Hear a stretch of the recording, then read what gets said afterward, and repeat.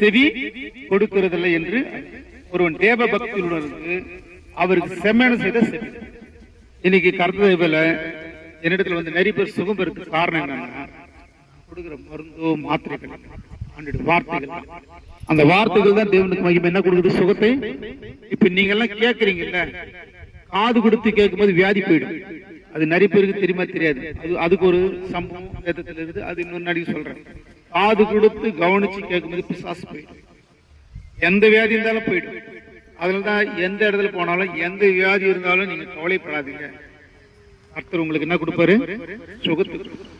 என்ன ஒண்ணு, எந்த இடத்துல இருந்தாலும் சரி, எந்த தெய்வத்தை வணங்களாலும் சரி, அப்பாற்பட்ட விஷயம் கர்த்தரை உள் மனதோடு நோக்கி பார்க்கும் பொழுது பெரிதான கிருபையில் கர்த்தர் கொடுத்து உதவி செய்கிறாய். அப்ப அந்த பூமியில எல்லாம் நம்ம யாரு?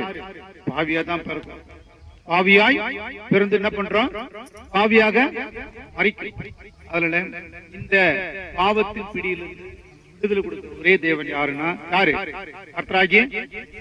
நிறைய பேர் பாவம் பொண்ணு கோழி வெட்டுவாங்க, சிலர் நாய் வெட்டுவாங்க, ஒரு சிலர் மாட்டு கூட வெட்டுவாங்க.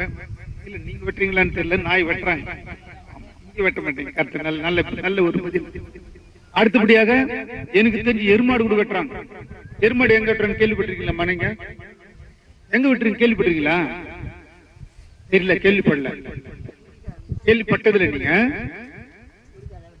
எருமை வெட்டி பாளையம் ஒரு ஊரு,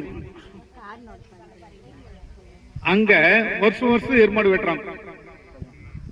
அதுல ஒரு மனுஷன் வந்து சாமி வந்து நம்ம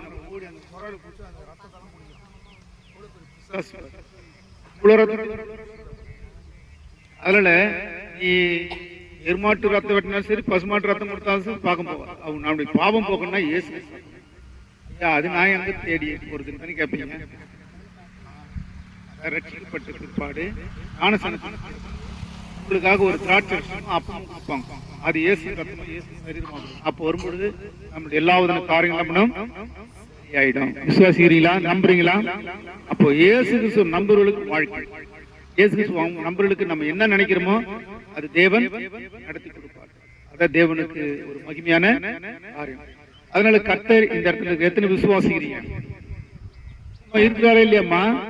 வேதனை சொல்றதுன்னா என் நாமத்தினாலே 2 பேரு 3 பேர் கூடினால் அங்கே நான் இருக்கிறேன்னு சொல்றேன். அப்ப தேவன் நெருக்கத்தோட தான் இங்க என்ன உட்கார வச்சிருக்கிறாரு. இவ்வளவு அன்பா வந்து நீங்க பாத்தீங்க. இதான் தேவனுக்கு ஒரு மகிமையான கர்த்தர் ஆசீர்வதிப்பாரா? Right, okay. இன்னொரு ஜெபம் செய்யலாமா? கட் பண்ணி